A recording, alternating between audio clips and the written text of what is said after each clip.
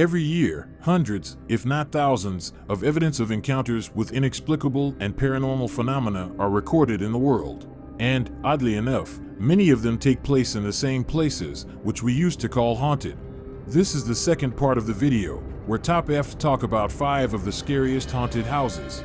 And before we start, support my channel with your like and subscription. Also, turn on notifications to catch all the new releases. Get ready to be scared, we start. Villa de Vecchi. This old house is located among the mountains of Italy, near Lake Como in the Lombardy region, in the province of Lecco.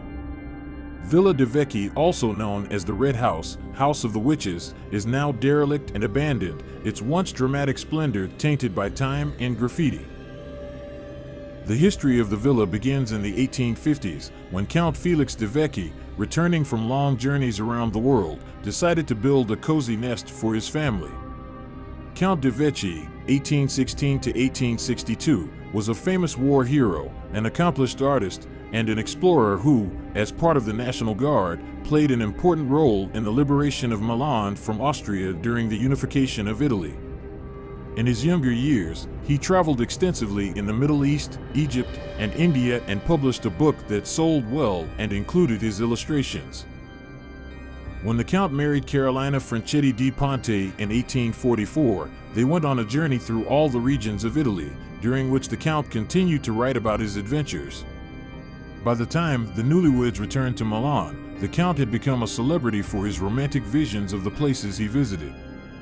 In 1854, the Count commissioned the architect Alessandro Sitioli to build a summer retreat inspired by the architecture of the Eastern worlds he had visited in his youth. Unfortunately, Alessandro Sitioli passed away before the building could be completed. Here the most interesting begins.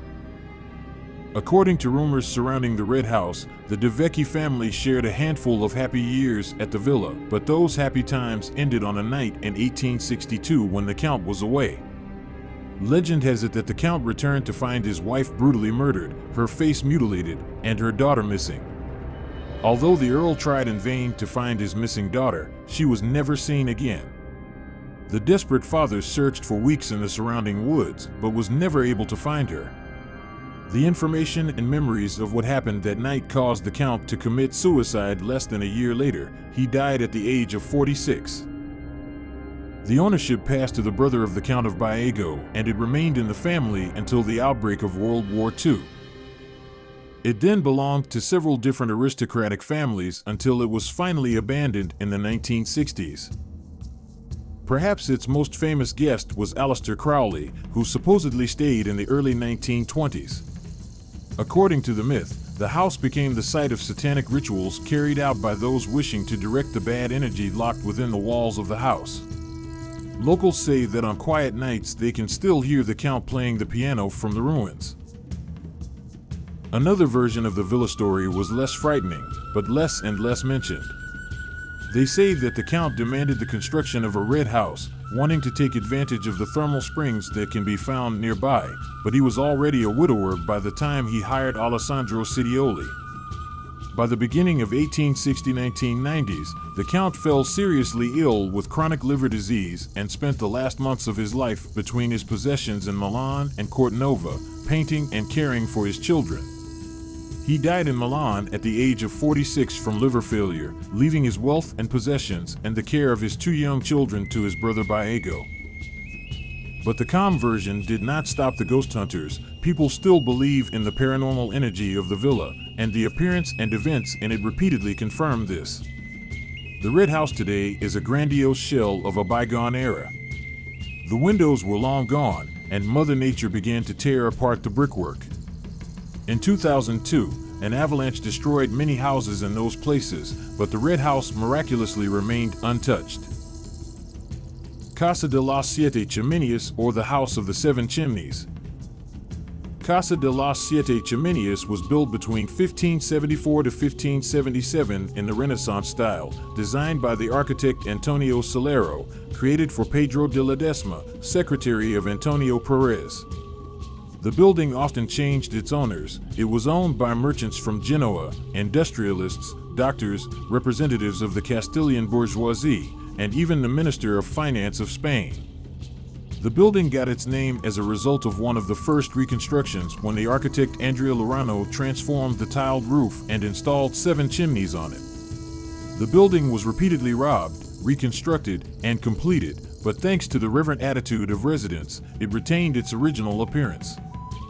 This is one of the examples of civil architecture of the 16th century that has survived to this day. During the reign of King Alfonso XIII and before the start of the Civil War, it was the residents of the Women's Lyceum, a club of feminists of that time who defended the equality of women and their integration into the business world. Between 1980 and 1989, Banco Urgito was located here, and now the Spanish Ministry of Culture is based here. In 1948, the House of 7 Chimneys was recognized as a historical art monument. In the 1970s, a large built-in sundial was installed on the facade. This building in Madrid is known not so much for its unusual architecture, but for the legends surrounding it, which are associated with the name of King Philip II. According to one of them, the house was built for an annoying mistress who bothered the king and prevented him from quietly marrying for the 4th time. Once she managed to escape from the castle, she met an elderly nobleman and decided to marry him to make the king jealous, and even invited him to her wedding. The girl hoped that the monarch would cancel his engagement upon learning of this. However, she was disappointed because the king did not give up his idea and even became an honored guest at the wedding of his former mistress, or rather, the groom's best man. Not wanting to live with an unloved person, the young bride went down to the basement before her wedding night and stabbed herself with a dagger.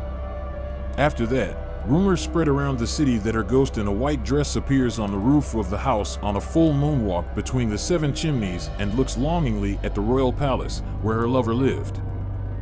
According to another version, the mistress of the king lived in the house of ghosts with her husband, whom she loved very much. The poor thing died of grief when the monarch decided to get rid of her rival and sent her husband to war, where he died. The body of the sufferer was walled up by her father in one of the walls of the palace, after which he committed suicide. And finally, according to the third version, the king built this house for his illegitimate daughter, who went crazy, and 7 chimneys represent 7 deadly sins. These legends are not completely groundless. Skeletons from the times of the 16th century have been found more than once in the cellars of the ghost house. One of them was even with a dagger in his chest, and the other 2 were walled up in the walls of the house. The current inhabitants of the building constantly complain about incomprehensible phenomena occurring in the house. The Lemp Mansion. Not every haunted house has its ghost, rather the opposite. Most often, such legends are composed on purpose to attract tourists or reduce the cost of real estate. But in the case of the Lemp family mansion in St. Louis, Missouri, we are dealing with an exception to the rule. Family history. In 1838, Johann Lemp moved from Germany to America and opened a store in St. Louis, where he sold beer made according to his recipe. The beer of the German immigrant was to the liking of the Americans. For them it was a fundamentally different taste. In addition, Johann brewed his beer and stored it according to all the rules in natural refrigerators, limestone caves stretching under the city. Business started to grow. In just a couple of years, Lemp began to produce beer on an industrial scale. And 20 years later, he was already considered the #1 brewer in St. Louis. In 1862, the beer king died, bequeathing the business to his son William. He expanded the family business. Lemp's brewery occupied an entire block of the city. Caves for storing beer were no longer needed. Instead, William built an ice house and even later purchased refrigerators. Good luck accompanied William in his personal life. He married Julia Fickert and they had 8 children, sons William, Louis, Charles, Frederick, and Edwin, and daughters Anna, Hilda, and Elsa. A big family needed a big house. Then William bought mansion from his father-in-law and rebuilt the building following his ideas of comfort and luxury. The Lemps moved there, hoping to live happily ever after. Many envied the success and prosperity of this family. But soon fate turned its back on them. Divorce from Lady Lavender. In 1892, William Lemp retired, entrusting the management of the company to William Jr., whom everyone called Billy. But at the same time, Frederick, Lemp's favorite son, was supposed to inherit the family business. Frederick knew about his father's plans and readily studied the beer business. However, in 1901 he fell seriously ill, and the doctors advised him to go to warm California for treatment. Alas, the move did not help. The young man died, and, according to rumors, this was accompanied by some mysterious circumstances. The father grieved the death of his beloved son. In addition, his close friend, also a brewer, soon died. Lemp sank into depression. He could sit at the table for hours, staring at one point. In February 1904, this successful man, who was worth an estimated $16 million, shot himself in the head while in his bedroom. A year later, his wife Julia was diagnosed with cancer. She died in 1906, in the same room as her husband. After the death of his parents, Billy took over the management of the company. But he loved the wildlife too much. Noisy parties were constantly held in the house, alcohol flowed like a river. In addition, he often beat his wife, the beautiful Lillian Handlin, a trendsetter, who was called Lady Lavender for her love of lavender. In the end, Lillian could not stand it, and in 1908 she filed for divorce. In court, the couple did not skimp on the accusations. Billy claimed that his wife leads an immoral lifestyle and swears and wears lavender dresses specifically to attract other men. And Lillian talked about women of easy virtue in the matrimonial bedroom and the tyranny of her husband. The court hearings were public. The personal life of the Lemps became public and the subject of discussion in the press. In the divorce, Billy lost much of his fortune and custody of his son. Black streak. Since then, trouble has relentlessly followed the family. In 1920, Elsa Lemp committed suicide. She shot herself in her parents' bedroom. In the same year, Prohibition was passed. Other companies somehow survived this. They switched to the production of non-alcoholic beer and soft drinks. Billy, on the other hand, suffered losses but did nothing to get out of the crisis. Things were getting worse for the company, and in 1922 Billy had to sell it for a pittance. This was a big blow for him.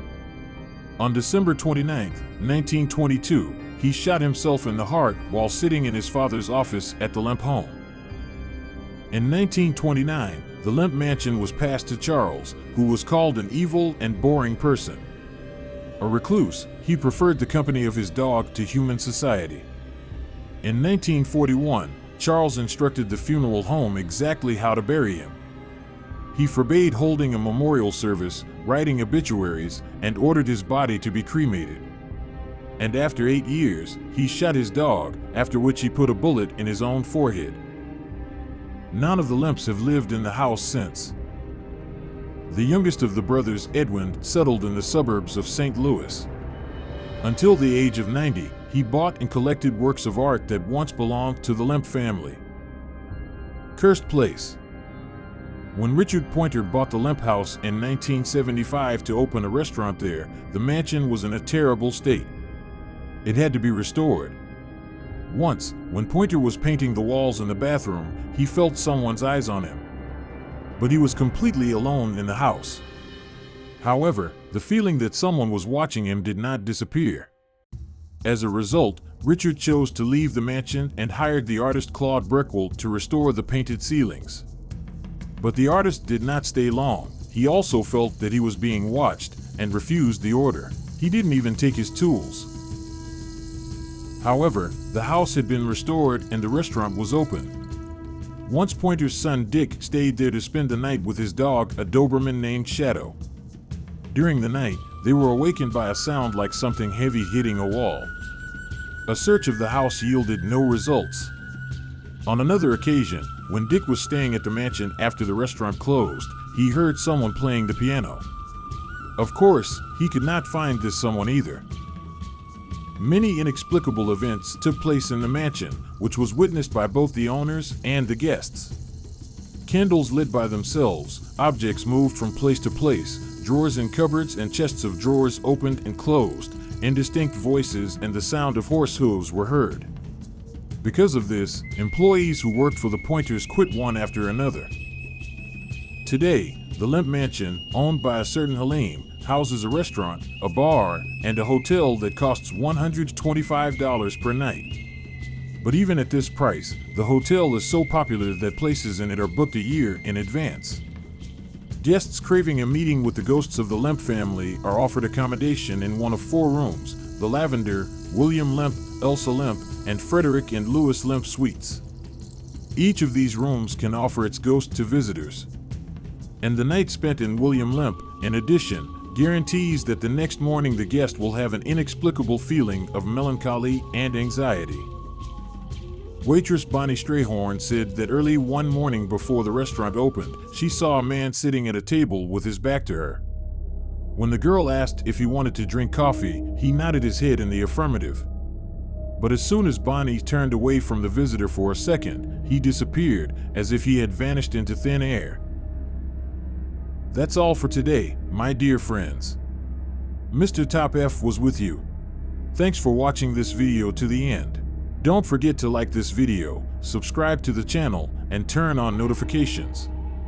Also, write down in the comments what topic of the video you want to see in the next release of Top F. Bye.